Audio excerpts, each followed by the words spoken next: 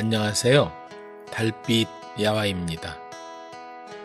들려드릴 이야기는 병 속으로 들어간 엿장수입니다.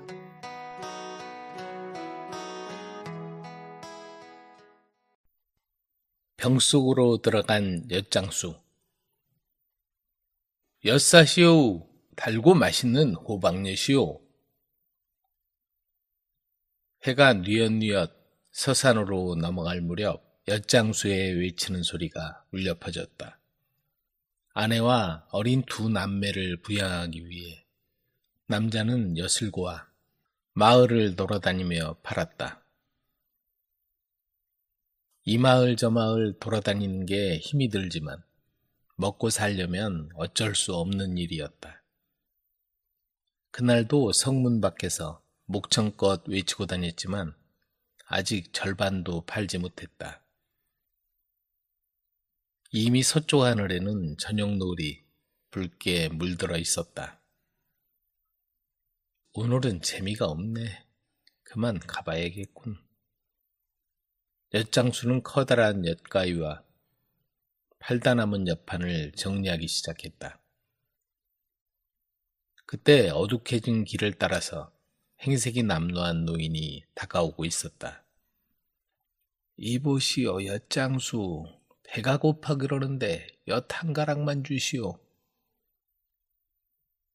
그 노인은 얼마나 굶었는지 뼈만 앙상했다. 몸도 제대로 가누지 못할 정도로 비쩍 마른 그 노인은 힘없이 손을 내밀었다. 얼마나 굶었길래 저리도 힘들어 보일까? 엿장수는 굵은 엿가락을 그 노인에게 선뜻 내주었다. 여기 있습니다. 어서 드시죠. 거지 노인은 엿을 받아들자마자 개눈 감추듯 먹어치우고는 입맛을 다셨다. 그러더니 단 것을 먹어 이번엔 목이 마른 모양이었다. 저 염치 없는 소리지만 물 좀 얻어 먹을 수 있겠소? 물이요? 여긴 없으니 잠시만 기다리십시오. 노인을 잠시 기다리게 하고 엿장수는 얼른 물가로 내려가 물 한 사발을 떠왔다. 여기 있습니다. 아이고, 고맙소. 노인은 목이 타는 듯이 단숨에 물을 들이켜고는 뭔가 할 말이 있는 듯이 엿장수를 바라보았다. 그리고는 멋쩍은 듯 어색한 미소를 지었다. 더 필요하신 게 있으신가요?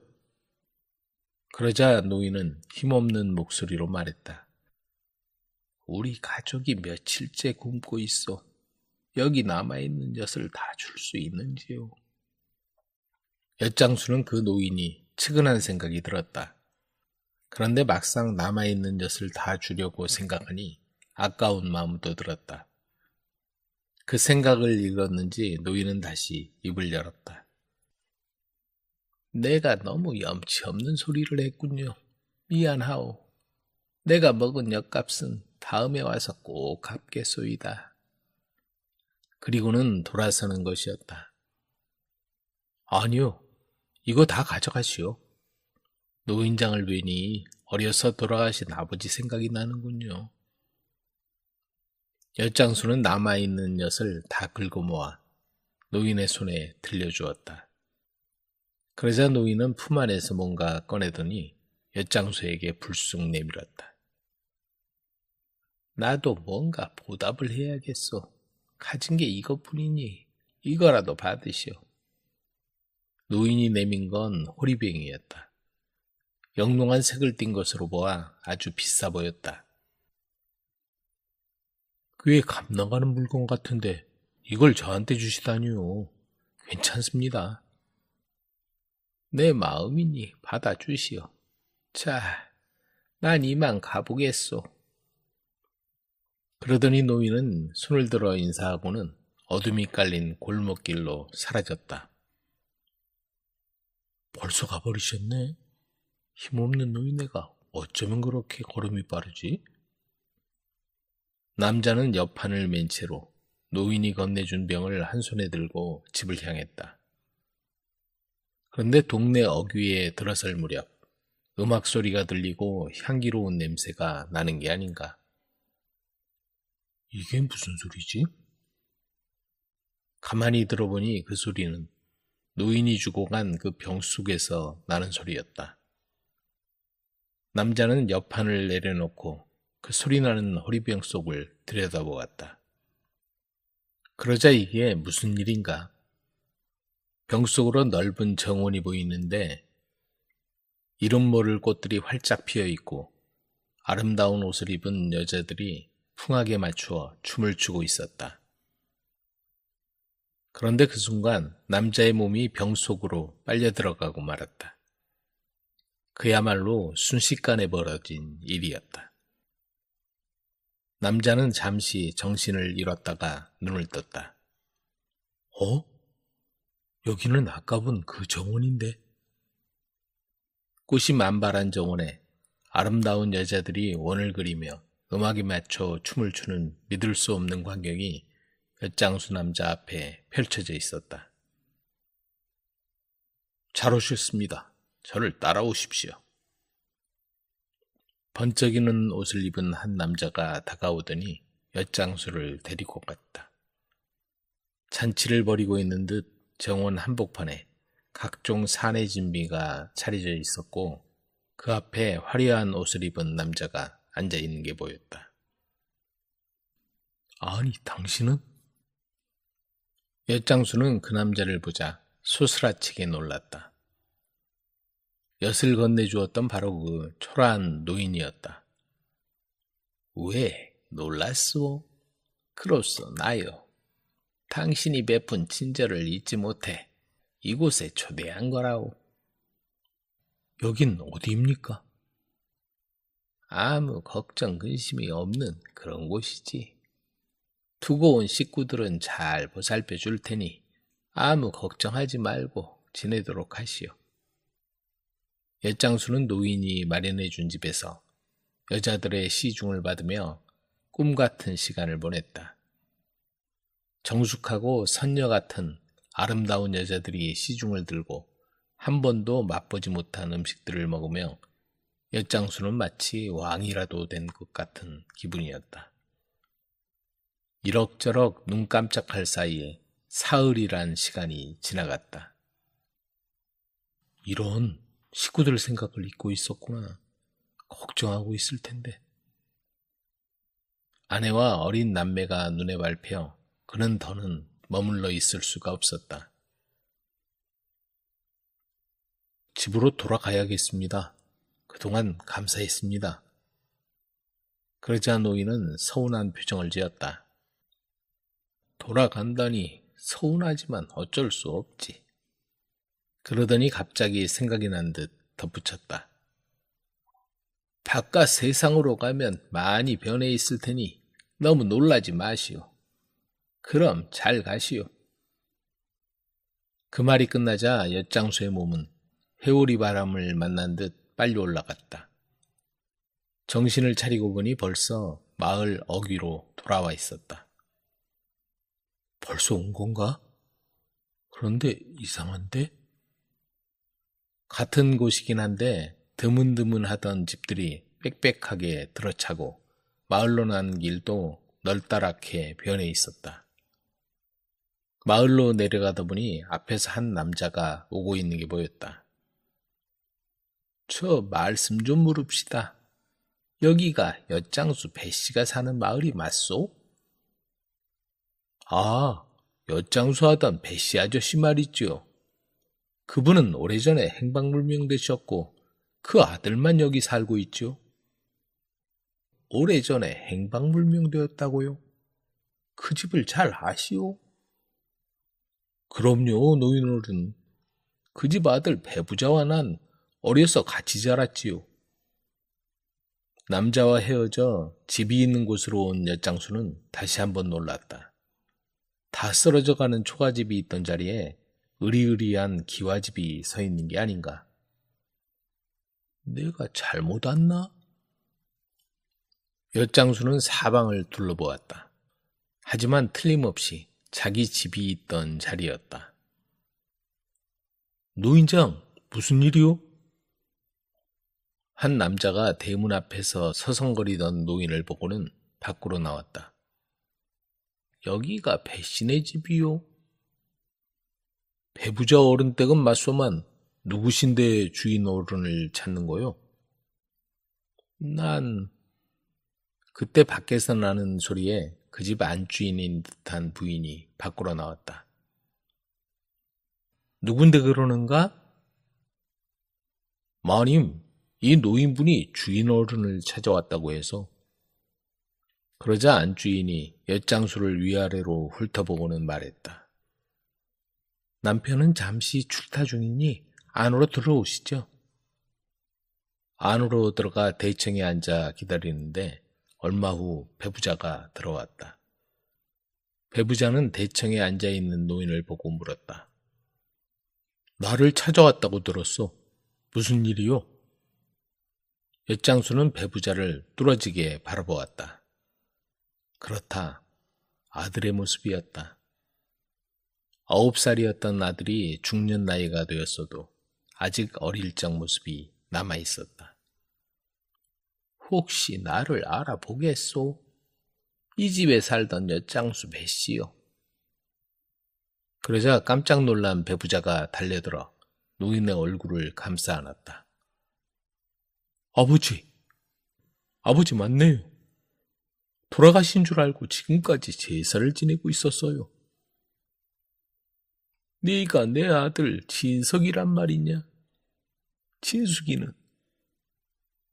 진숙이는 아랫마을 신부자 집으로 출가했지요. 20년이나 되었는데요. 내 어머니는 어디 있느냐? 그러자 아들은 고개를 숙였다. 어머니는 아버지가 행방불명 되신 뒤로 오랫동안 식음도전폐하고 아버지를 찾아다니셨지요. 아버지가 돌아가셨다고 제사를 지내기 시작한 것도 불과 5년밖에 안 되었어요. 그러면 내 어머니는 3년 전에 돌아가셨지요. 왜 이제 오셨어요? 아들과의 얘기를 통해 배노인은 병속에서 보낸 시간이 30년이나 되었고 병속의 노인이 보살펴준 덕분에 그동안 집안이 큰 부자가 된 걸 알았다. 배노인은 아들에게 그동안 일어난 일을 들려주었으나 너무도 믿을 수 없는 얘기에 아들은 아버지가 꿈을 꾼 건 아닐까 하는 눈치였다. 아버지, 이렇게 돌아오셔서 너무 기뻐요. 진숙이한테도 기별을 할게요. 다음 날 아들 며느리, 딸과 사위가 모여들었다. 이렇게 다시 만나게 되어 너무 기쁘구나.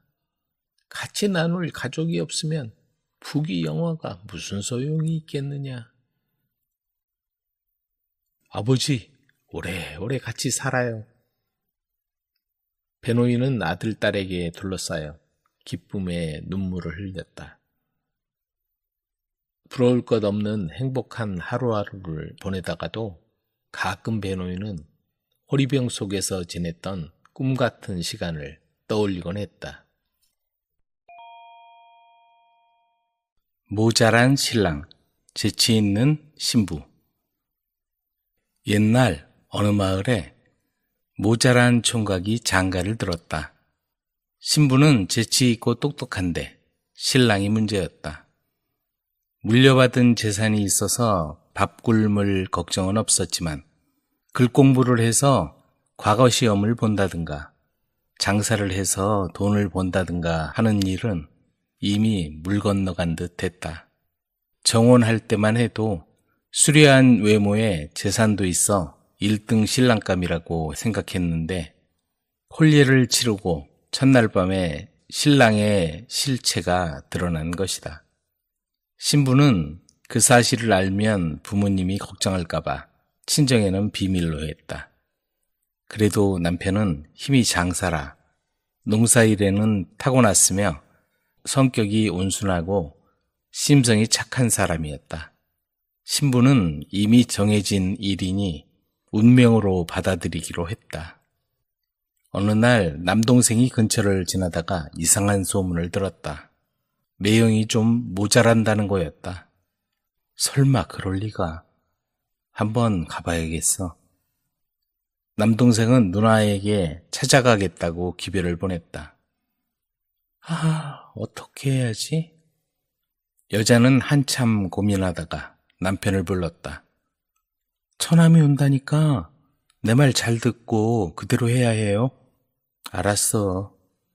여자는 남편을 아랫목에 앉히고 오른쪽 엄지발가락에 가는 실을 묶어 벽에 구멍을 뚫어 부엌으로 연결해 놓았다. 한 번 당기면 부모님은 안녕하신가 하고 물어보세요. 알았어. 두 번 당기면 집안 식구들도 무고하고 하고 물어보는 거예요. 알았어. 세 번 당기면 자넨 요즘 어떤가 하고 물어보세요. 알았다니까. 그렇게 당부를 하고도 안심이 되지 않아서 여러 번 연습을 했다. 마침내 처남이 찾아왔다. 매형이 모자란다는 소문이 사실이 아니기를 한번 확인해보자. 집에 찾아가니 누나가 반갑게 맞아주었다. 매형은 방으로 들어가 봐. 안방에 들어가니 남편이 아랫목에 앉아 있었다. 처남이 자리에 앉으니 부엌에 있던 아내가 줄을 한번 당겼다. 부모님은 안녕하신가? 네. 그렇게 대답하고 처남은 생각했다. 소문과는 다르구나. 그때 줄이 두 번 당겨졌다. 집안 식구들도 무고하고. 그럼요. 그러자 줄이 세 번 당겨졌다. 자넨 요즘 어떤가? 덕분에 잘 지내고 있습니다. 그리고 처남은 안도의 한숨을 내쉬었다. 뜬소문이군. 그럼 그렇지. 부엌에 있던 여자도 이제 안심하고 오랜만에 보는 동생에게 맛있는 음식이라도 만들어주려고 장독대로 장을 풀어갔다. 그런데 부뚜막에 있던 고양이가 이를 내고 말았다. 여자가 줄을 당기는 걸 보고서 아무도 없는 틈을 타 그 줄을 당긴 것이다. 한 번 당기니까 남자가 말했다. 부모님은 안녕하신가? 두 번 당기니까 집안 식구들도 무고하고. 마침내 계속 당겼다. 자넨 요즘 어떤가? 처남은 당황해서 어쩔 줄 몰랐다. 잠시 후 여자가 부엌에 돌아와 보니 고양이가 줄을 가지고 장난을 치고 있었다. 여자가 남동생에게 당부했다. 부모님께는 비밀로 해야 한다. 처남은 그 길로 집으로 돌아갔다. 며칠 고민하던 처남은 부모에게 사실대로 털어놓았다. 한번 확인해 봐야겠다. 당장 오라고 일러라. 전가를 받고 여자는 걱정이 태산이었다. 여자는 남편에게 인사말을 일러주었다. 이번엔 머릿속이 기억하고 있다가 실수 없이 대답해야 해요. 알았어. 모자란 신랑과 아내는 친정을 향해 길을 떠났다. 얼마나 갔을까? 다리도 아프고 배도 고파서 고개턱에 앉아 싸온 주먹밥을 먹으려던 참이었다. 그때 어디선가 들쥐 한 마리가 나오더니 주먹밥을 물어가 버렸다. 이리 내놓지 못해? 하지만 얼마나 빠른지 쫓아가도 아무 소용이 없었다. 친정에 도착한 건 밤이 깊어서였다. 너무 늦어 인사는 아침에 드리기로 하고 방으로 들어가 여장을 풀었다. 하지만 모자란 신랑은 배가 고파 잠이 잘 오지 않았다. 그래서 요깃거리라도 없을까 밖으로 나와 마루에서 서성거렸다. 그러자 아내가 신랑에게 뭐라도 챙겨줄 요량으로 방에서 나왔다. 그런데 그때 마루 밑에는 도둑이 숨어 있었다. 모두 잠들기를 기다렸다가 방에 들어가 귀중품을 몽땅 털어갈 생각이었다. 마루에 있던 모자란 신랑은 낮에 들쥐가 물어간 주먹밥이 생각났다. 에이, 몽둥이로 때려잡아야 하는데. 그리고는 발을 굴렀다. 마루 밑에 있던 도둑은 들킨 줄 알고 놀라서 마루에서 기어나와 후다닥 조랭랑을 쳤다. 누구야? 그 소란에 식구들이 잠을 깨서 밖으로 나왔다. 그러자 아내는 마루 밑에 도둑이 숨어 있었는데 용감하게도 신랑이 도둑을 쫓아버렸다고 말했다. 식구들은 사위가 도둑을 쫓아버린 거로 생각했다. 그래, 이렇게 용감한데 좀 모자라면 어떠냐? 친정아버지의 말에 모두 고개를 끄덕였다. 그 일로 신랑은 친정에서 귀한 대접을 받았다. 모자란 신랑은 며칠 동안 친정에서 행복한 시간을 보내고 아내를 데리고 당당하게 집을 향해 길을 떠났다. 건달과 결혼한 쌍둥이 언니.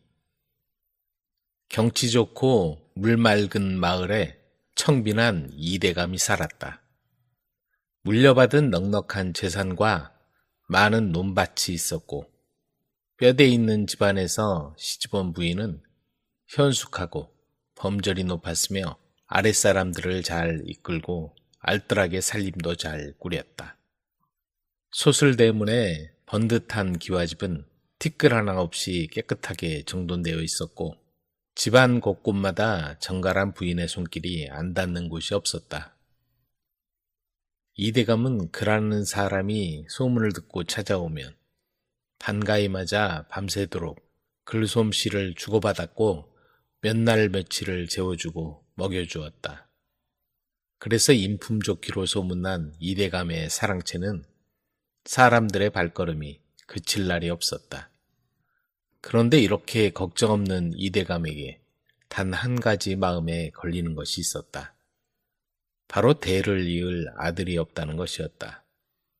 하지만 어디에 내놓아도 부족함 없는 쌍둥이 딸 둘을 두고 있었다. 뼈대 있는 집안이라 딸 둘은 어려서부터 예절을 배우고 글을 익혀 사서에 이어 삼경까지 통달할 정도였다. 이대감 내외는 홍기가 찬 딸 중 우선 맏딸의 혼처를 백방으로 구했다. 딸의 신랑감을 구한다는 소문을 들은 매파들은 대문을 들락거리기 시작했고 번듯한 양반집 자제들이 줄을 이어 구원을 했다. 부인, 뉘댁 자제가 마음에 드시오. 정대감 맏아들 찬성 노령은 어떠신지요?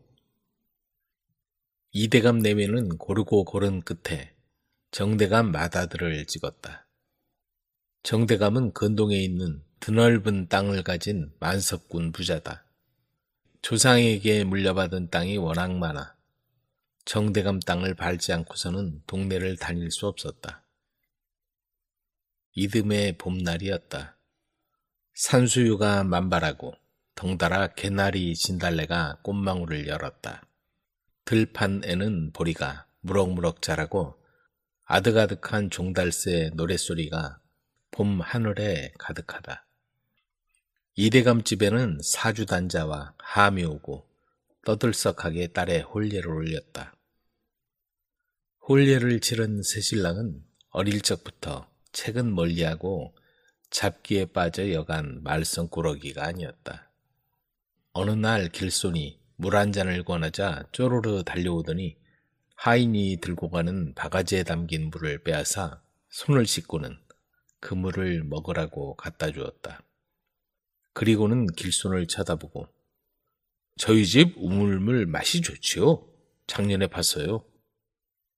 아, 그렇습니까? 물맛이 꿀맛이군요. 길손이 두 손으로 바가지를 잡고 물을 다 마시고 뒤돌아가자 아들은 깔깔거리며 배를 잡고 웃는 것이었다. 속썩이는 아들 때문에 머리를 싸매고 있던 정대감은 아들의 홍기가 다가오자 장가가면 좀 나아질까 싶어 고르고 골라 현숙한 이대감의 딸을 선택했다. 정대감은 이대감의 딸을 며느리로 얻기 위해 능력 있는 매파를 통해 얼마나 많은 공을 들였는지 모른다. 정대감의 우려에도 불구하고 혼례를 치른 새신랑은 재버릇 개 못 준다는 속담처럼 신부층 마을 젊은이들과 어울려 부어라 마셔라 하고는 급기야 저작거리에 있는 달빛 기생집으로 몰려갔다. 밤은 깊어 삼경인데 신부가 신방에 앉아서 신랑을 기다리는 걸 보다 못한 이대감 안방마님은 자고 있는 행랑아범을 깨워 조용히 새신랑을 찾아오도록 했다. 네 마님, 분부대로 하겠습니다. 행랑아범은 마당쇠를 데리고 저작거리로 갔다. 여기저기 두리번거리다 보니 고주망태가 되어 달빛관 기생집 담벼락에 고꾸라져 있는 한 남자가 보였다. 저기 있구나, 마당쇠야. 빨리 모시고 가자꾸나. 마당쇠는 새신랑을 둘러엎고 행랑아범이 밀면서 집으로 돌아와 신방에 넣었다. 신부는 부끄러워 불도 켜지 못했다. 수정과를 벌컥벌컥 마신 새신랑은 신부 옷고름을 풀었다. 요란하게 첫날 밤을 치르자 하얀 요유 위에 선홍색 처녀 도장이 찍혔다. 날이 밝자 온 매무새를 갖춘 신부가 아직도 코를 골며 자고 있는 신랑을 보고 고개를 갸웃거렸다. 이상해. 아무래도 이상해. 신부는 어머니를 불렀다. 신방을 찾은 안방마님은 자고 있는 신랑을 보고 까무러쳤다.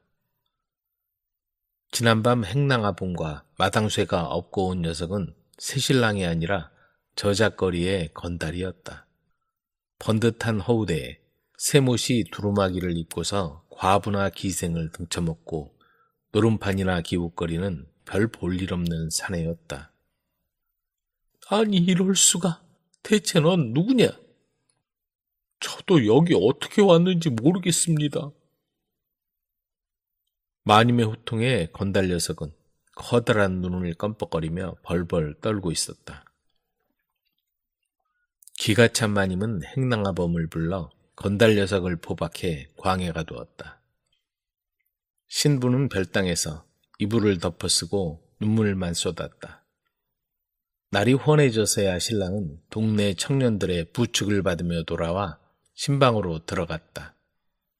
신부는 금침 위에 앉은 채 꼬박 밤을 새워 신랑을 기다리고 있었다. 미안하오. 내가 많이 늦었소이다. 신랑은 뻔뻔하게 들어와 신부의 옷을 벗기고 첫날 밤 행사를 치렀다. 신부는 쌍둥이 동생이었지만 신랑은 눈치채지 못했다. 이대감 내외는 뜻밖의 당한 불행을 한탄하며 종일 울적했다. 이게 무슨 병고란 말이냐. 어찌 이런 일이. 두 모녀는 서로 부둥켜 안고 울고 또 울었다. 해가 질 때쯤 이대감 내외와 딸은 큰 결단을 내렸다. 이왕 이렇게 된 이상 그 녀석과 멀리 보내버리기로 했다. 야심한 밤이었다. 남의 눈을 피해 건달과 맏딸은 어디론가 사라졌다. 10년의 세월이 흘렀다. 이대감의 사돈이 되는 정대감의 권세도 아침 햇살에 설이 녹듯이 사라지고 이대감의 사위는 초시에도 합격 못하고 주색 잡기에 빠져 그 많던 재산을 다 날리고 근근히 입에 풀칠하며 살고 있었다. 그뿐만 아니라 처가를 보증 세워 이대감 재산도 많이 축이나 있었다.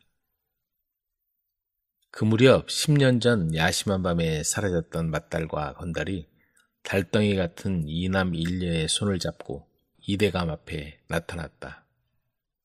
맏딸 부부는 이대감이 준 돈과 안방마님이 챙겨준 폐물로 한양에 가서 비단장수를 해 거상이 되었다. 이대감은 보증서 따 날아간 집과 논밭을 맏딸 덕에 모두 찾게 되었고 원치 않던 혼례를 치른 쌍둥이 동생에게도 집과 전답을 마련해 주었다. 이처럼 이대감은 망난이었던 사위 덕분에 집안이 다시 일어나게 된 것이다. 사위가 된 총각의 기막힌 한수. 홀어머니를 모시고 가난하게 사는 총각이 있었다. 어머니 별미라도 해드릴 생각에 총각은 새라도 잡아보려고 활을 메고 집을 나섰다. 어느 곳에 이르니 마당에 내놓은 쌀독 안에 참새들이 들어가 나다를 까먹고 있었다. 이게 웬 횡재냐?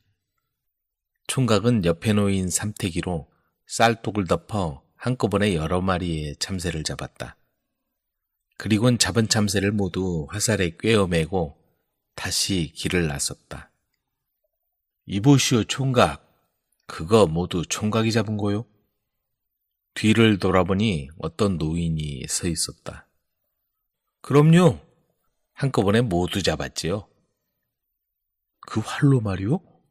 정말 놀라운 솜씨군요. 저 윗마을에서 빨랫줄에 나란히 앉아있던 걸 화살 한 개로 명중했죠. 잘 됐소. 상의할 일이 있는데 우리 집으로 갑시다. 갈 길이 바쁘지만 중요한 일인 것 같으니 그렇게 하죠. 총각은 노인을 따라 그의 집으로 들어갔다. 맛있는 음식을 한 상 떡벌어지게 차려내온 뒤 노인이 사정 얘기를 꺼냈다.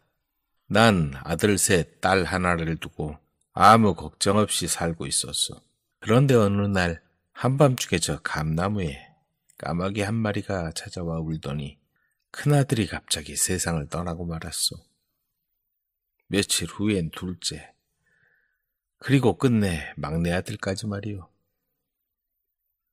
노인은 잠시 말문이 막혀 말을 잇지 못했다. 이제 막내 딸만 남아있는데 또다시 까마귀가 날아와 울면 그애마저 잃을까 두렵소. 당신 같은 명사수를 만나 정말 꿈만 같소. 감나무에 까마귀가 날아오면 꼭 좀 잡아주시오. 내 그 은혜는 꼭 갚겠소. 어떻게 그런 일이? 걱정하지 마십시오. 제가 꼭 잡아드리겠습니다. 총각은 그렇게 장담을 했지만 걱정이 태산이었다. 활을 그 정도로 잘 쏘지 못했으니까 말이다. 참새를 활을 쏘아 한 방에 잡았다고 거짓말을 한 걸 후회했다. 곰곰이 생각하던 총각은 마침내 기발한 생각을 해냈다. 밤이 되자 총각은 옷을 후를 벗고 온몸에 먹물을 칠하고 감나무에 올라갔다. 그리고 숨을 죽인 채 까마귀가 내려와 앉기를 기다렸다. 그때 마침 까마귀가 총각이 매달린 나뭇가지 바로 옆가지에 내려앉았다.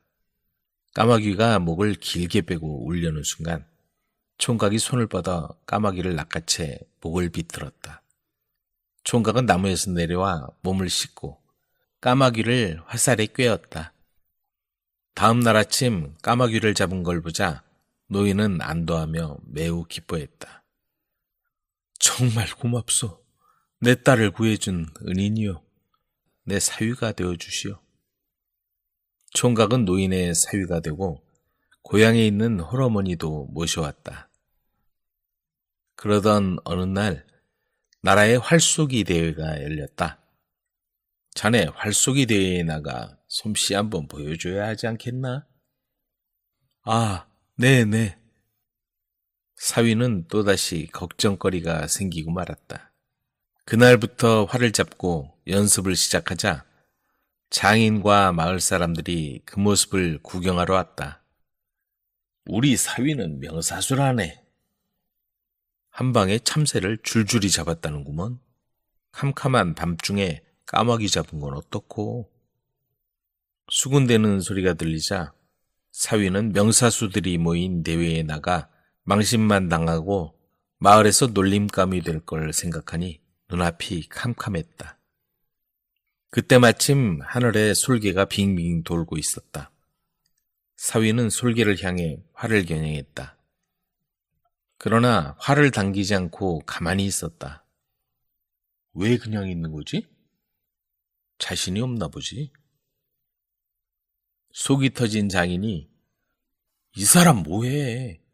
하고 팔을 툭 치자 화살이 날아가더니 솔개를 맞춰 떨어뜨렸다. 그것도 정확히 눈을 맞힌 것이다. 우연치곤 정말 기막힌 순간이었다. 와, 정말 엄청난 명사수네. 우승은 따놓은 당상이네. 그런데 사위가 화를 냈다. 장인어른, 두 마리가 날아가는데 팔을 쳐서 한 마리를 놓치게 하면 어쩐답니까? 그리고 이제부터 글 공부도 해야 하는데 활 쏘기에 시간을 허비해서 해야 되겠습니까? 활솜씨도 보여드렸으니 이제 다신 활을 쏘지 않겠습니다. 하며 마을 사람들이 보는 앞에서 활과 화살을 꺾어버렸다. 솜씨가 아깝네. 아쉽긴 하지만 어쩔 수 없지 뭐. 사위가 그 이후 학문에 매진해서 과거에 급제했다는 얘기는 듣지 못했지만 행복하게 살았다는 건 틀림없는 일이었다. 눈처럼 하얀 여자. 강원도 깊은 산골에 두 사냥꾼이 살고 있었다. 오서방은 이미 나이가 들었지만 동만이는 아직 젊었다. 두 사람은 매일같이 산으로 가서 사냥을 했다. 어느 몹시 추운 날, 그날도 둘은 산으로 사냥을 나갔는데 오후가 지나자 하늘이 점점 어두워졌다. 오늘은 사냥하기 어렵겠는데요? 그럼 이제 그만 내려갈까? 그런데 돌아오는 길에 눈이 심하게 내리기 시작했다. 웬 눈이 이렇게 오지? 빨리 가야겠어. 눈은 더욱 심해져 눈보라까지 휘몰아쳤다. 걷기조차 어려워요. 앞에 집이 보이는데. 두 사람은 연기가 나는 작은 집에 들어가 눈이 그치기를 기다리기로 했다. 사람의 모습은 보이지 않았지만 다행히 화로가 있어 불을 피우고 따뜻하게 쉴 수 있었다. 이거 아침까지 꼼짝 못하겠는데요? 그래. 나이든 오서방은 눕자마자 잠이 들어버렸다. 그러나 젊은 동만이는 기분 나쁜 바람소리와 눈이 창문에 부딪히는 소리 때문에 잠을 이루지 못하고 있었다. 눈이 점점 높이 쌓여 작은 집이 조금 흔들렸다. 폭설에 푹 잠겨 집안은 점점 추워졌다. 동만이도 피로가 몰려와 어느 사이에 잠이 들고 말았다. 얼굴에 차가운 무엇이 닿는 것 같아 동만이는 깜짝 놀라 눈을 떴다.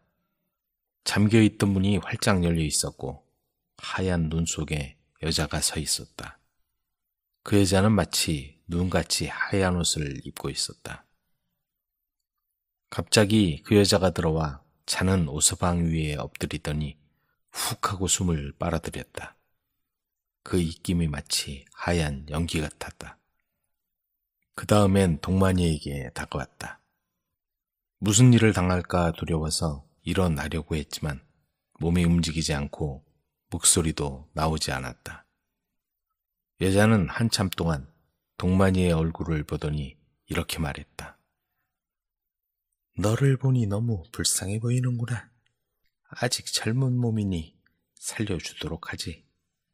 하지만 오늘 밤 내가 본 걸 아무에게도 말해서는 안 된다. 만약 입 밖에 내는 날엔 너도 없애고 말 테다. 여자는 그렇게 말하고 스르륵 문을 빠져나갔다. 동만이는 꿈속에서 일어난 일인지 현실인지 분간이 안 되어 오서방을 흔들어 깨웠다. 영감님, 영감님. 동만이는 오서방을 여러 번 불러보았다. 목소리가 공허한 찬바람을 뚫고 방 안을 가득 채웠다. 하지만 아무 대답이 없었다. 오서방은 이미 싸늘하게 변해 있었다. 날이 밝자 눈이 그쳤다. 해가 떠오르고 한참 지나자 작은 집에 온 마을 사람이 얼어붙은 오서방 옆에 정신을 잃고 쓰러져 있는 동만이를 발견했다. 동만이는 정신을 차렸지만 마을로 돌아와서도 그 하얀 여자의 일은 아무에게도 말하지 않았다. 1년이 지난 어느 날 해질 무렵 동만이가 집으로 돌아가려고 산에서 내려오고 있는데 저만치 걸어가는 여자가 있었다. 어디로 가십니까? 마을 입구까지요. 동만이가 인사를 하자 여자는 그렇게 대답했다. 근처에서는 못 보던 얼굴이었다. 동만이와 여자는 나란히 걸으면서 이것저것 이야기를 나누었다. 여자는 이름이 설이라고 하고 지난달 부모님이 돌아가셔서 산소를 다녀오는 길이라고 했다. 그러면서 가족이 아무도 없어 친척집을 찾아간다고 말했다. 그런 말을 하며 걷는 동안 동만이는 왠지 여자에게 마음이 끌리기 시작했다. 보면 볼수록 아름다운 여자였다. 아가씨는 아름다우니 분명히 좋은 일이 있을 겁니다. 설은 살며시 웃어 보였다. 두 사람은 한참을 걸어갔다. 말없이 걷고 있을 때도 입은 다물고 있지만 마음이 통하는 걸 느꼈다. 마을로 돌아오자 동만이는 설에게 잠시 우리 집에서 쉬고 가세요 하고 말했다. 이렇게 해서 설은 동만이의 집까지 따라갔다. 설은 마음씨도 고와서 동만이의 어머니도 마음에 들었다. 그래서 만약 괜찮다면 자기 집에 있어도 좋다고 말했다. 설은 그러기로 하고 동만이와 함께 지내면서 동만이의 아내가 되었다. 아내가 되고 나서 설은 동만이와 어머니에게도 무척 잘했다. 5년이 지나자 동만이의 어머니가 돌아가셨다. 설은 동만이의 아이를 둘이나 낳았다. 태어난 아이들은 매우 총명하고 하얀 피부를 가졌다. 설은 아이를 낳아도 마을에 처음 왔을 때처럼 여전히 젊고 아름다웠다. 그러던 어느 날 밤 아이들도 잠이 들고 부부는 둘만의 시간을 갖게 되었다. 호롱불 밑에서 바느질을 하는 설의 모습을 바라보며 동만이가 입을 열었다. 여보, 아무에게도 말하지 않았지만 당신이 그렇게 불빛을 받아 얼굴이 하얗게 빛나는 걸 보고 있으니 지금까지 잊고 있던 옛날 일이 떠오르는구려. 내가 18살 때 당신만큼 아름답고 하얀 피부를 가진 여자를 만났어. 그 여자는 정말 아름다웠지. 설은 손에 쥐고 있는 바늘을 보면서 말했다. 그런 일이 있었어요? 어디서 그 여자를 보았나요? 그래서 동만이는 그날 밤 하얀 여자가 자기 위에 몸을 덮쳤다는 것, 그리고 오서방이 얼어붙었다는 걸 다 말해버렸다. 그래요? 정말 무서운 밤이었겠네요. 설이 말하자 동만이는 다시 그렇게 아름다운 여자를 본 적이 없었어. 하지만 그 여자는 사람이 아니었지. 나는 그때 그 여자가 너무 무서웠어. 사람이 아니었던 것 같아. 그 말을 듣자 아내의 눈빛이 날카롭게 빛났다. 동만이는 순간 아차했다. 그건 난생 처음 보는 두려운 얼굴이었다. 그게 바로 나예요. 그때 한마디라도 말하면 목숨을 빼앗겠다고 분명히 말했을 거예요. 그렇지만 이렇게 천진난만한 얼굴로 자는 아이들을 생각하면 당신 목숨을 앗아가선 안 되지. 그럼 이 아이들을 잘 길러주길 바래요. 부탁해요. 목소리가 점점 가늘어지더니 설은 마침내 하얗게 빛나는 안개가 되어 모습이 사라져버렸다. 얼마 후 사람들이 동만이의 집에 가보니 동만이가 머리를 헝클어뜨리고 미친 사람처럼 우뚝 서 있었다. 어느 노부부의 기막힌 사연. 어느 산골 마을을 지나던 나그네가 길을 가다가 갑자기 소나기를 만났다. 그는 안성에 사는 양천일이란 사람이었는데 천안 아우네에 왔다가 돌아가려던 참이었다. 내리는 비를 피해 길가 오두막집 처마 밑에 서 있던 그는 비가 그치길 기다리며 얼마 전 홀어머니가 세상을 떠나며 남긴 말을 떠올렸다. 난 내 친어미가 아니다. 주막에서 일하던 여인네가 너의 친모다. 너한테 정이 들어 돌려줄 수가 없었단다. 주막을 정리하면서 너를 데려와 지금까지 키워온 것이야. 날 용서해라. 그리고 천일이 아우네 장터 주막에서 태어났다는 것과 어미가 잠시 맡기고 떠난 사이 지금의 안성으로 떠나왔다는 사실을 털어놓고 눈을 감고 말았다. 오늘 천안 장터에 온 것도 친모를 찾기 위해서였다. 하지만 30년이나 지난 지금 얼굴도 모르는 친모를 찾는다는 건 솔밭에 떨어진 바늘 찾기보다 어려운 일이었다.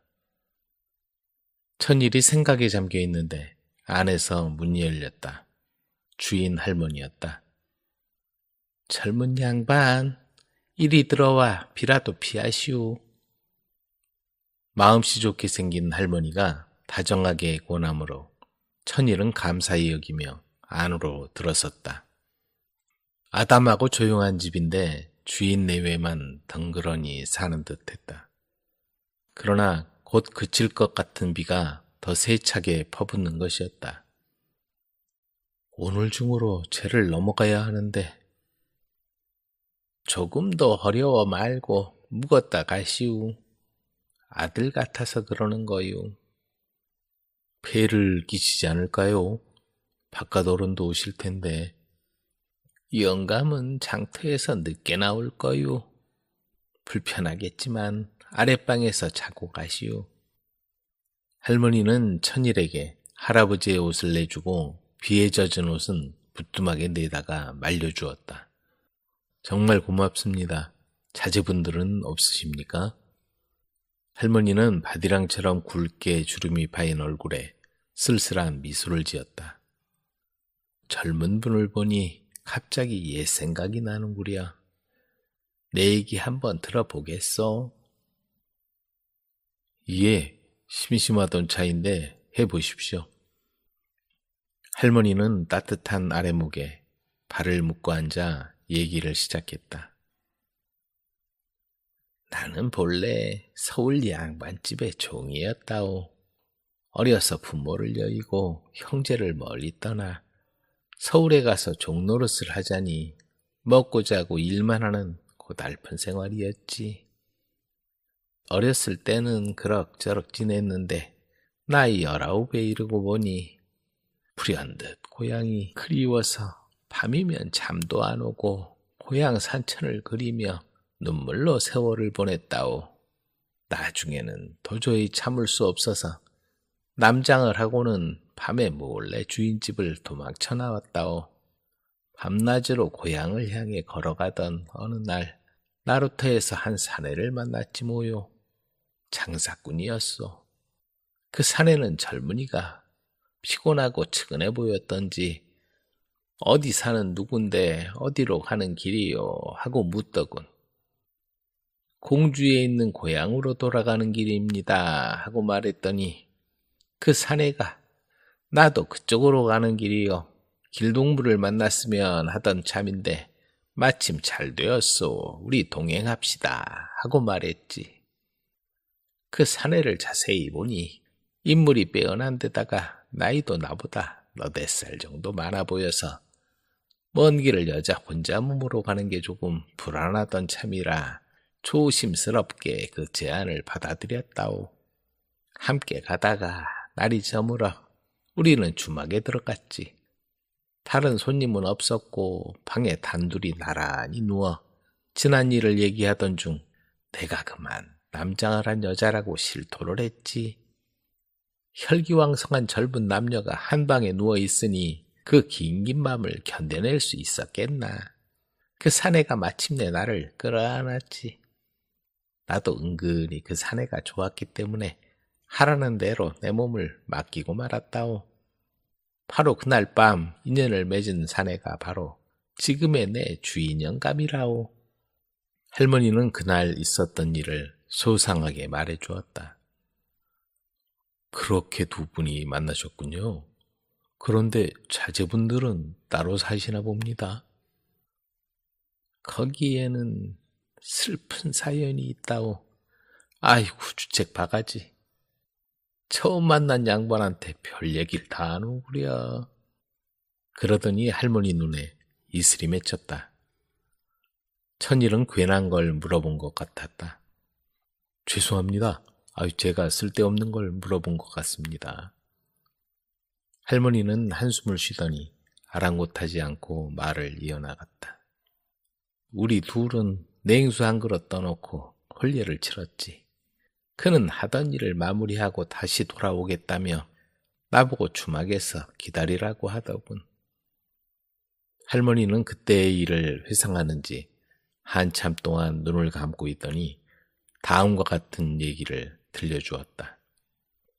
여자는 주막에서 남편이 오기를 기다렸다. 하지만 하루가 지나고 이틀이 지나도 사내에게선 소식이 없었다. 새댁만 놔두고 가버린 거 아니유? 그럴 리 없어요. 돌아올 거예요. 일이 늦어지나 봐요. 그렇게 기다리길 달포가 넘은 어느 날부터 여자에게 태기가 있었다. 주막집 여주인은 안 되어 보였는지 여자를 친동생처럼 살펴주었다. 여자가 아이를 낳아 기르는 동안에도 남편은 소식이 없었고 돌아올 희망마저 없어 보였다. 마침내 여자는 남편을 기다리다 지쳐 찾아가기로 마음먹었다. 아이를 맡아주겠다는 여주인의 말에 여자는 길을 나서 남편을 찾아 나섰다. 장터에 가서 수소문을 해보니 장사일이 잘못되어 그동안 옥에 갇혀 있었다. 남편을 찾아 여기저기 헤매다 보니 한 달여 만에 간신히 옥에 갇힌 남편을 만날 수 있었다. 아이가 생겼어요. 어서 나오셔서 아이 이름도 지어주셔야죠. 정말 미안하오. 이제 석 달만 기다리면 나갈 수 있어. 여자는 남편과 헤어져 부랴부랴 아기가 있는 주막으로 서둘러 돌아왔다. 그런데 돌아와 보니 주인 여자가 사라지고 없었다. 여자뿐만 아니라 아기까지 사라진 뒤였다. 상주댁이란 여자에게 주막을 헐값에 넘기고 아기를 데리고 어디론가 사라진 것이다. 여자는 미친 듯이 여기저기 아이를 찾아 나섰다. 근방에 있는 사람들에게 주모가 어디로 갔는지 수소문해도 아무도 알지 못했다. 심지어 주막을 넘겨받은 상주댁마저도 갑자기 헐값에 자기에게 주막을 넘긴 이유를 알지 못했다. 그 후로 남편이 옥에서 나오자 여자는 남편과 함께 근처에 터를 잡고 그곳에 살며 오랫동안 아이를 찾아 헤맸지만 이제는 마음을 접고 있었다. 할머니의 얘기를 듣고 있던 천일의 눈빛이 점점 반짝거리기 시작했다. 천일은 돌아가신 어머니한테 들은 얘기를 생각하며 숨을 죽이고 듣고 있었다. 저 혹시 아이에게 특징이 없었나요? 점이라든가 오른쪽 허벅다리에 시꺼먼 점이 있었지. 그런데 그건 왜? 그러자 천일은 오른쪽 허벅다리를 열어 점을 보여주었다. 틀림없는 시꺼먼 점이었다. 혹시 그렇다면 젊은이가 잃어버린 내 아들이란 말이요? 저도 그동안 부모님을 찾고 있었습니다. 들려주신 얘기로 보아 틀림없는 것 같습니다. 할머니는 눈물을 흘리며 아들을 부둥켜 안았다. 잠시 후 할아버지가 장터에서 돌아와 두 사람의 얘기를 듣고 기쁨에 눈물을 흘렸다. 너는 양씨가 아니라 심씨란다. 심천일이란 말이다.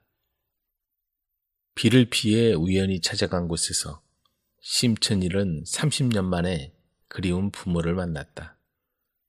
이같이 우리의 인생에서는 갑자기 이별이 찾아오기도 하지만 만남 또한 우연히 다가오는 것이다. 넝마두건. 오래전 왕과 왕비가 있었다. 왕비는 자기가 불행하다고 날마다 불평하면서 궁전 생활이 단조롭고 외롭다고 말했다. 우리한테 자식만 있다면 정말 행복할 거예요. 왕비는 어디를 가든지 아이들에게서 신의 축복을 발견했다. 심지어 매우 가난한 오두막집 아이들에게 주차도 말이다. 가는 곳마다 엄마들이 아이들을 야단치고 나무라는 소리를 들었다. 왕비는 그 모습이 부러웠다. 우리도 아이를 입양해서 키우면 좋겠어요. 왕은 입양하기로 결정했다. 마침내 왕과 왕비는 아이를 입양했다. 아이가 잘하면 칭찬해주고 잘못하면 친자식처럼 꾸짖었다. 어느 날 입양한 어린 딸이 궁전 뜰로 뛰어내려와서 황금 사과를 가지고 놀고 있었다. 그때 늙은 거지 여인이 어린 딸을 데리고 와서 왕비의 딸과 황금 사과를 서로 주고받으면서 놀고 있었다. 그 모습을 왕비가 창가에 앉아서 보고는 딸에게 올라오라고 창문을 가볍게 두드렸다. 공주야, 인젠 그만 놀고 들어오거라. 공주가 올라오자 거지 딸도 따라서 올라갔다. 그들이 손을 잡고 왕비의 방으로 들어오자 왕비는 넌 공주야. 누더기를 입은 거지와 놀면 안 된단다. 하고 말하며 거지 아이를 계단 밑으로 밀어버렸다. 왕비님이 제 어머니의 힘을 아신다면 저를 몰아내지는 않을 거예요. 거지 아이가 말했다. 왕비가 그 이유를 물었다. 제 어머니는 원한다면 왕비께서 아이를 가질 수 있게 할 수 있어요. 왕비는 그 말을 믿을 수가 없었지만 거지 아이는 사실이니 자기 어머니에게 시켜보라고 말했다. 그래서 왕비는 거지 아이를 보내 어머니를 데려오게 했다. 내 딸이 무슨 말을 하는지 아느냐? 내가 아이를 가질 수 있게 할 수 있다고 하더구나. 왕비가 말했다. 왕비님, 거짓딸이 하는 말을 들으시면 안 됩니다. 그렇게 말하고 늙은 여인은 밖으로 나갔다. 왕비는 화가 나서 그 아이에게 야단을 쳤다. 그러나 아이는 모두 사실이라고 했다. 왕비님, 제 어머니에게 포도주 좀 주세요. 어머니가 취하면 왕비님을 도울 방법을 말해줄 거예요. 왕비는 거지 여인을 다시 불러서 원하는 만큼 많은 포도주를 대접했다. 그러고 나서 왕비는 다시 같은 질문을 했다. 왕비님을 도울 방법이 있긴 하죠.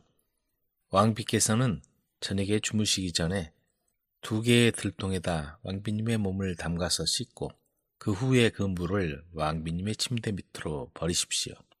다음날 아침 침대 밑을 보시면 꽃 2송이가 피어 있을 겁니다. 하나는 아름답고 하나는 못생긴 꽃이지요. 아름다운 꽃을 드시고 못생긴 꽃은 내버려 두십시오. 꼭 그렇게 하셔야 합니다. 그렇게 거지 여인이 말했다. 왕비는 거지 여인이 일러준 대로 들통 2개의 물을 길어오게 해서 그걸로 몸을 씻고 자기 전에 침대 밑에 물을 버려 들통을 비웠다. 다음날 아침 침대 밑을 보니 꽃이 2송이 피어 있었다. 하나는 못생기고 악취가 나고 검은 잎을 가지고 있었다. 또 하나는 너무 밝고 맑은 예쁜 꽃으로 지금까지 그런 꽃은 본 적이 없었다. 그래서 그녀는 먼저 예쁜 꽃을 먹었다. 그리고 거지 여인이 버리라고 말한 못생긴 꽃도 먹었다. 아무 문제 없을 거야. 얼마 후 왕비는 아이를 낳았다. 그 애는 손에 나무 숟가락을 가지고 염소를 타고 있었는데 정나미가 떨어질 만큼 못생긴 아이였다. 그 애는 세상에 나오는 순간에 소리를 질렀다. 엄마! 내가 내 엄마라면 신이 운명을 바꿀 은총을 주실 거야. 아쉬워하지 마세요. 제 뒤로 예쁜 아이가 나올 거예요.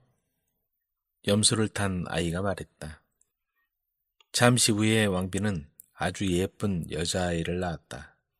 쌍둥이를 낳았는데 언니는 넝마두건이라고 불렀다.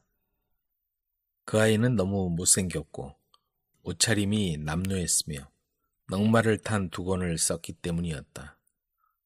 왕비는 넝마두건을 보는 걸 견딜 수가 없었다. 보모들이 방에 가두려 했지만 소용없었다. 항상 쌍둥이 동생이 있는 곳에 있었고 아무도 그 아이들을 떼어놓을 수 없었다. 크리스마스 이브, 쌍둥이가 아가씨로 자랐을 때 왕비의 방 밖에서 무서운 소리가 들려왔다. 넝마두건이 왕비에게 물었다. 어머니, 밖이 왜 이리도 소란해요? 알 필요 없다. 그러나 넝마두건은 왜 그렇게 시끄러운지 끈질기게 물었다. 왕비는 크리스마스를 축하하러 온 마녀들 무리라고 말해주었다. 어머니, 제가 나가서 쫓아내고 오겠어요. 어머니와 사람들은 그러다가 무슨 큰 일을 당할 거라며 그냥 놔두라고 말렸다. 제가 그 못된 마녀들을 혼내주고 오겠어요. 넝마두건은 사람들이 아무리 말려도 소용없었다. 왕비에게 문을 단단히 잠그고 절대 밖을 내다보지 말라고 신신당부하고는 나무 숟가락을 들고 마녀들을 쫓아내기 시작했다. 복도와 궁전이 흔들거리면서 큰 진동이 일어났다. 무슨 일이 일어났는지 정확히 알 수 없는 노릇이었지만 문이 열리지 않았다. 쌍둥이 동생이 궁금해서 열려있는 작은 틈을 비집고 머리를 내밀었다. 아, 아파! 그 순간 늙은 마녀가 올라와서 동생의 머리를 채찍으로 떼어내고 그 대신 동생의 어깨 위에 송아지 머리를 붙였다. 그러자 동생은 네 발로 달려와서 송아지처럼 음메 하기 시작했다. 이런! 넝마두건이 돌아와서 염소로 변한 자기 동생을 보고는 화가 나 잔소리를 해댔다. 그리고 동생을 원래 상태로 돌려놓을 방법을 생각했다. 원래대로 돌아오게 하겠어요. 넝마두건은 아버지에게 많은 물건을 실을 수 있는 배 한 척을 준비해달라고 했다. 그리고 동생만 데리고 여행을 떠나겠다고 말했다. 아무도 그녀의 계획을 말리지 않았고 그들은 길을 떠나게 되었다. 넝마두건은 마녀가 사는 땅으로 배를 돌렸다. 목적지에 이르자 동생에게 배에 가만히 있으라고 말하고는 염소를 타고 마녀의 성으로 달려갔다. 성문이 열려 있었고 동생의 머리가 성문에 걸려 있었다. 이런, 동생 머리가 저기 있구나. 넝마두건은 성문으로 뛰어올라 머리를 잡아채 있는 힘을 다해 도망쳤다. 마녀들이 머리를 찾으려고 넝마두건을 쫓아갔다.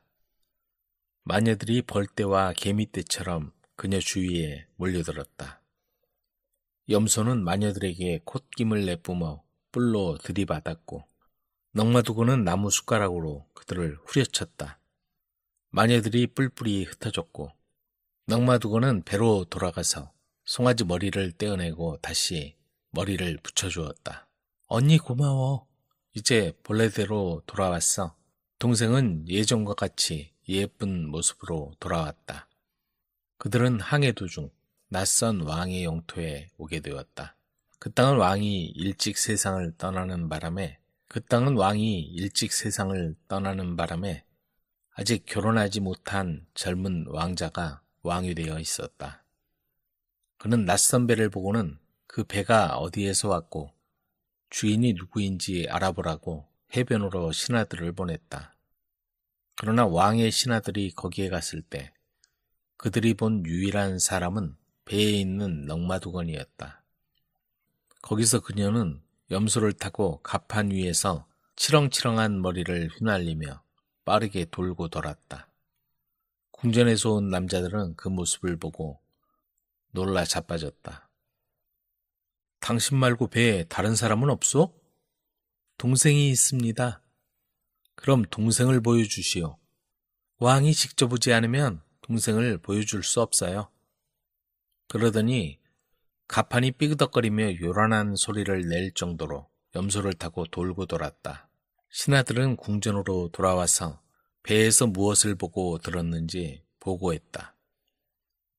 왕은 염소를 탄 그 괴상한 아가씨를 보려고 길을 나섰다. 왕이 도착하자 넝마두건은 동생을 데리고 왕 앞에 나왔다. 아름답고 상냥한 동생을 본 왕은 즉시 그녀를 사랑하게 되었다. 그는 그들을 궁전으로 데리고 와서 동생을 왕비로 삼고자 했다. 그러나 넉마두건이 말했다. 안 돼요. 왕의 사촌이 넉마두건을 설득했다. 사촌은 이웃나라 왕자였다. 동생과 왕을 결혼시키도록 합시다. 그럴 수 없어요. 넉마두건은 허락하지 않았다. 왕자는 하는 수 없이 못생긴 말괄량이 넉마두건에게 말했다. 좋아요. 그럼 우리도 결혼합시다.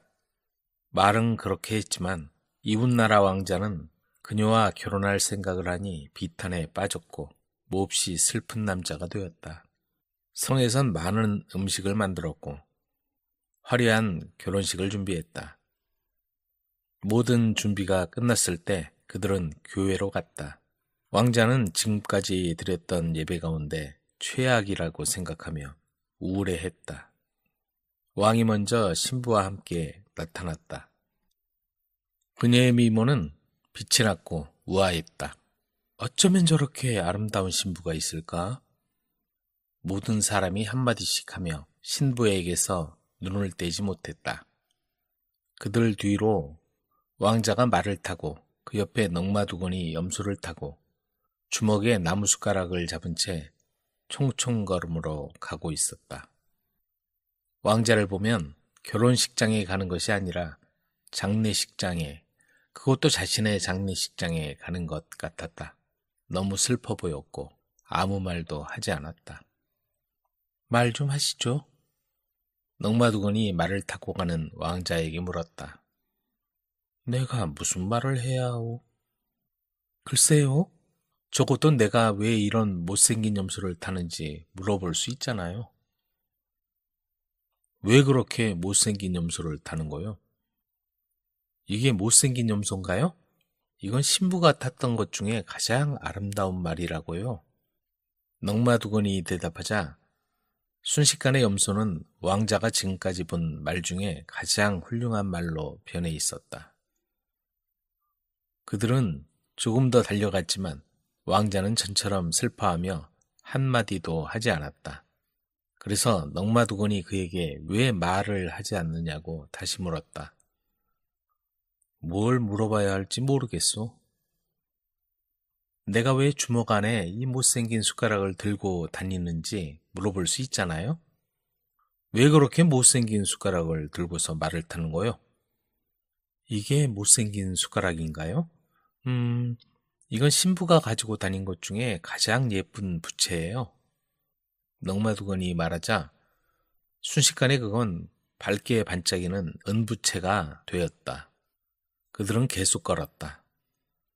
넉마두건은 왕자에게 그녀의 머리에 못생긴 회색 두건을 왜 쓰는지 물어보라고 말했다. 왜 그렇게 못생긴 두건을 머리에 쓰는 거죠? 이게 못생긴 두건인가요? 글쎄, 이건 신부가 쓴 것 중 가장 빛나는 황금 왕관인데요. 넉마두건이 대답하자 그건 즉시 왕관이 되었다. 이제 그들은 좀 더 길을 달렸지만 왕자는 여전히 슬퍼하며 아무 말도 하지 않았다. 넉마두건이 왜 말을 하지 않느냐고 왕자에게 다시 물었다. 그리고는 왜 얼굴이 그렇게 못생기고 어두운 빛을 내고 있는지 물어보라고 말했다. 맞아요. 왜 당신 얼굴은 그렇게 못생기고 회색 빛을 띠는 겁니까? 제가 못생겼나요? 당신은 내 동생이 아름답다고 생각하지요? 하지만 내가 10배는 더 아름다워요. 그러자 그녀는 세상에서 가장 아름다운 여인이 되어 있었다. 이럴 수가. 당신 정말 아름다워요. 아, 고마워요. 당신을 사랑합니다. 왕자님, 저도 당신을 사랑합니다. 그 후에 왕자는 당연히 말 주변이 늘어났고 더는 머리를 숙이고 달리지 않았다. 왕은 넉마두건이 변한 모습을 보고서 기분 좋게 웃었다. 좋아, 좋아. 그럼 모든 일이 잘 되었군. 이제 결혼식을 올리자. 이웃나라 왕자와 왕은 신부들과 목사님이 보는 앞에서 합동 결혼식을 올렸다. 백성은 흐뭇한 광경을 보며 두 쌍의 신랑 신부를 위해 축배를 들었다. 사냥꾼 니콜라스. 어느 마을에 니콜라스라는 사람이 있었다. 사람들은 그를 사냥꾼 니콜라스라고 불렀다.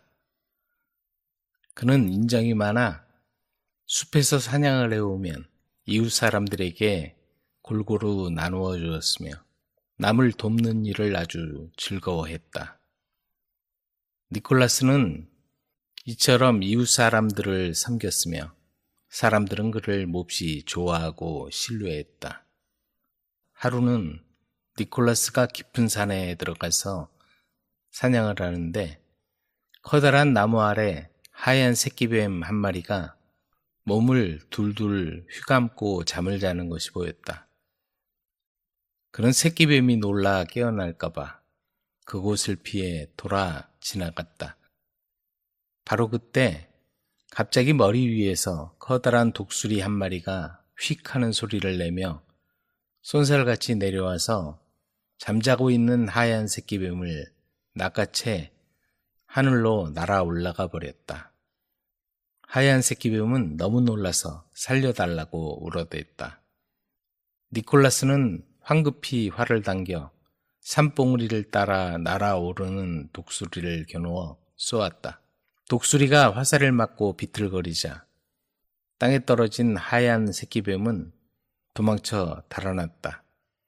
니콜라스는 하얀 새끼뱀에게 가엾은 새끼뱀아, 어서 내 어머니를 찾아가거라 하고 말했다.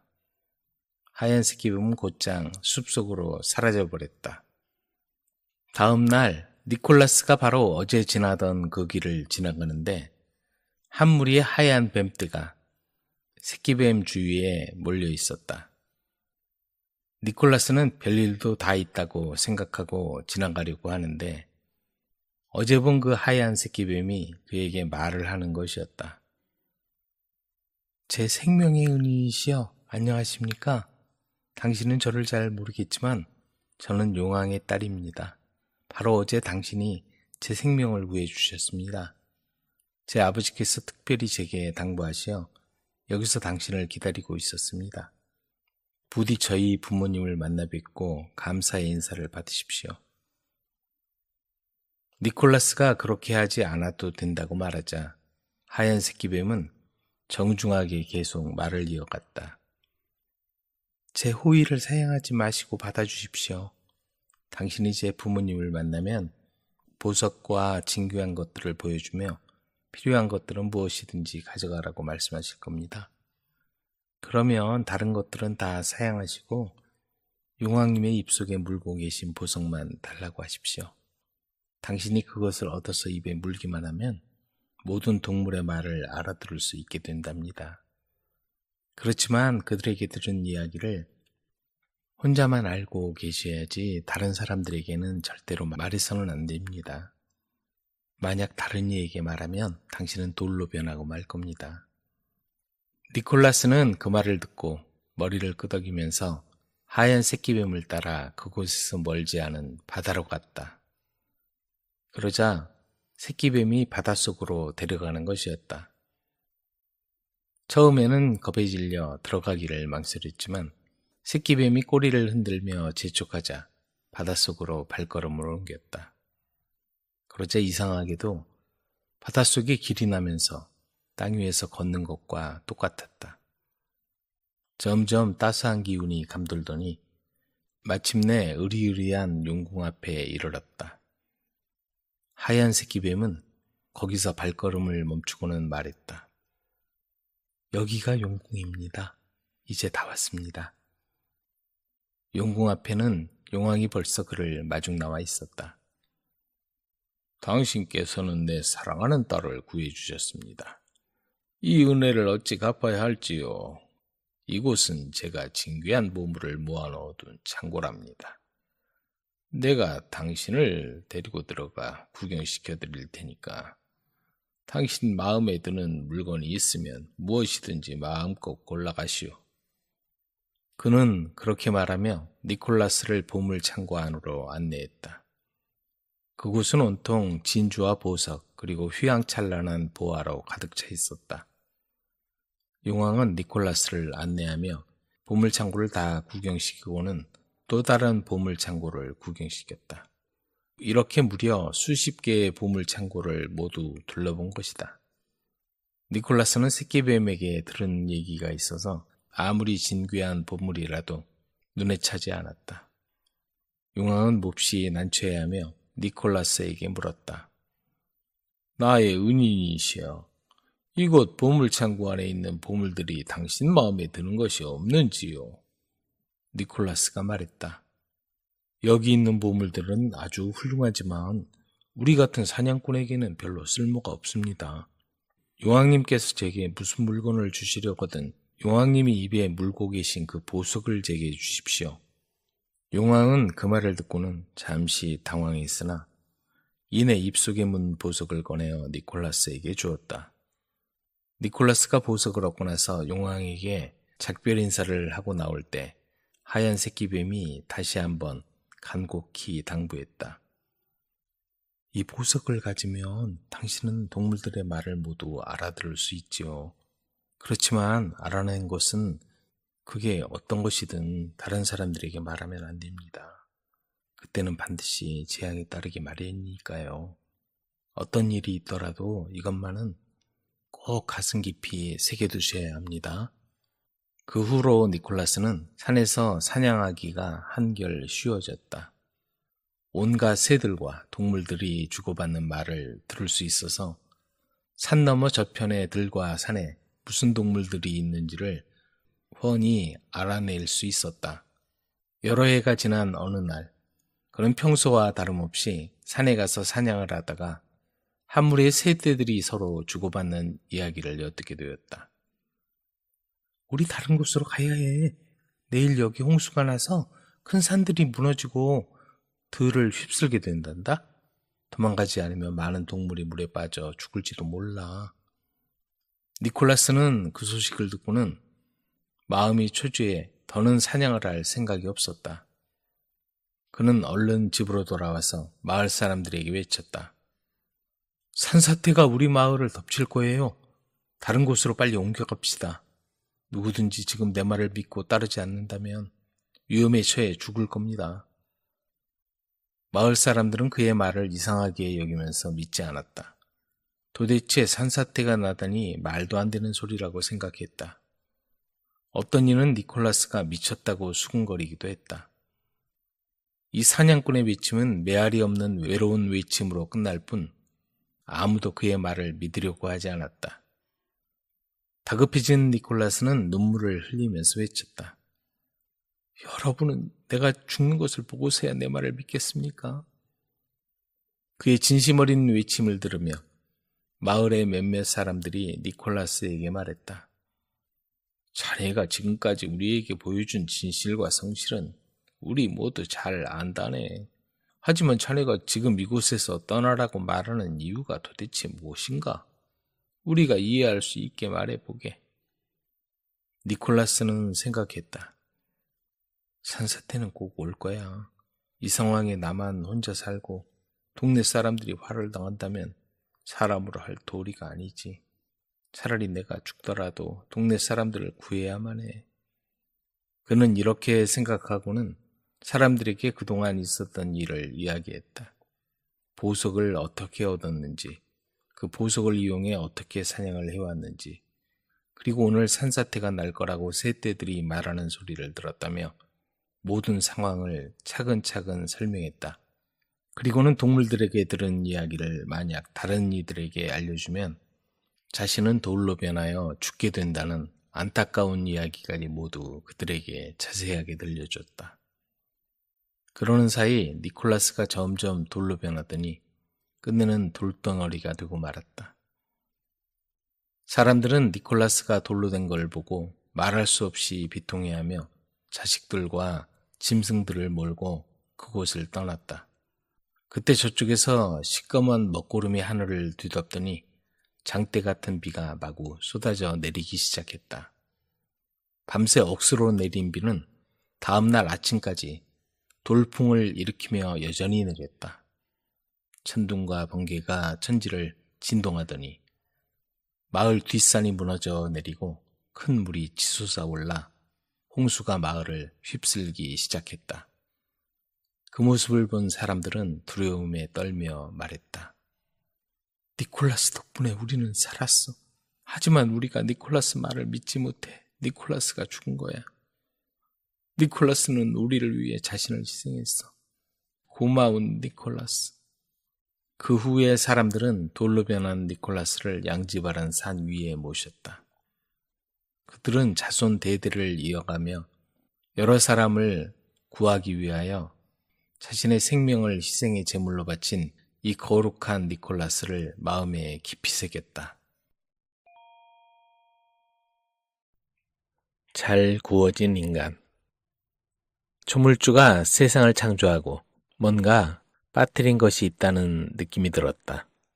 곰곰이 생각하다가 그가 이 세상에 있기를 바랐던 것은 그저 동물만이 아니라 자기 자신처럼 생긴 존재라는 생각이 들었다. 어떻게 그들을 만들어낼 수 있지?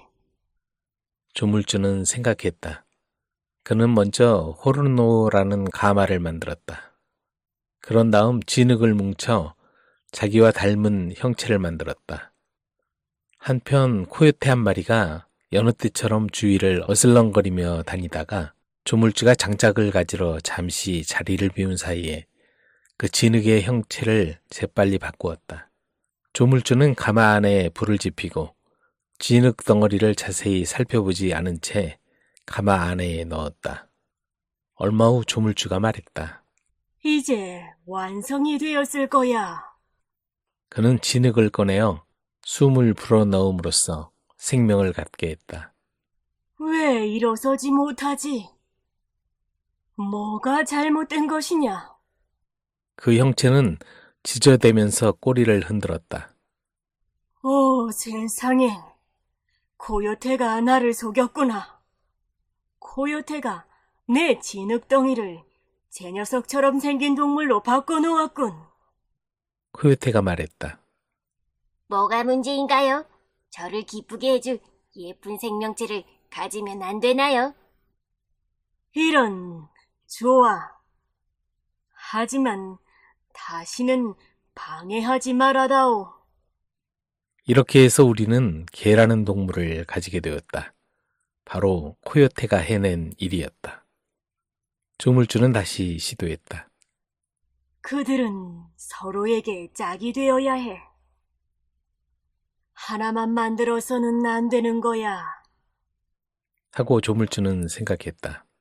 그는 자기와 닮은 인간들을 만들면서 똑같은 짝을 하나씩 더 만들었다. 뭐가 잘못된 것이지? 조물주는 또 생각했다. 이건 좀 아닌 것 같아. 이들이 어떻게 수를 늘려나가지? 그는 자기가 만들어낸 것을 보았다. 그래서 조물주는 어느 한 피조물의 다리 사이를 조금 잡아당기고 이렇게 중얼거렸다. 훨씬 낫군. 또 다른 피조물에는 손톱으로 작은 틈을 냈다. 그는 자신의 피조물의 어느 부분에 기분 좋은 느낌을 불어넣은 것이었다. 이제 잘 되었어. 이제 이들이 필요한 일들을 다 할 수 있게 되었군. 조물주는 피조물들을 호르노라는 가마에 넣어 구웠다. 이제 다 되었습니다. 코요테가 조물주에게 말했다. 그래서 조물주는 그들을 꺼내어 생명을 불어넣었다. 오, 세상에. 뭐가 잘못된 거야? 이들은 완성되지 않았어. 충분히 갈색이 되지 않았다고. 이곳에서 살아갈 수는 없어.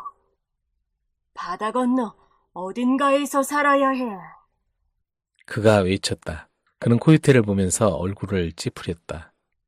왜 다 되었다고 말했지? 여기서는 이들을 이용할 수 없단 말이야. 조물주는 다시 시도해야 했다. 마지막에 만든 피조물을 닮은 한 쌍의 형체를 만들어 가마에 넣었다. 한동안 시간이 흐르고 나서 그가 말했다. 이제 다 된 것 같다. 아니요, 아직 완성되지 않았습니다. 또 너무 밝은 색으로 구워져 나오는 것을 바라시진 않겠지요? 조금 더 두시지요. 코요테가 간섭했다. 그래, 알았다. 조물주가 대답했다. 그들은 조금 더 기다렸다가 피조물을 꺼냈다. 오, 세상에. 또 잘못된 건가? 너무 구워졌어. 너무 어두운 색으로 타버렸다고. 조물주는 그들을 한쪽에 두었다. 이들은 바다 건너 다른 곳에서 이용해야 하겠어. 여기서는 쓸 수 없으니까. 조물주는 네 번째로 자신의 피조물을 가마 안에 넣었다. 이제는 방해하지 마라. 내 조언은 도움이 안 된다. 내가 혼자 하겠어.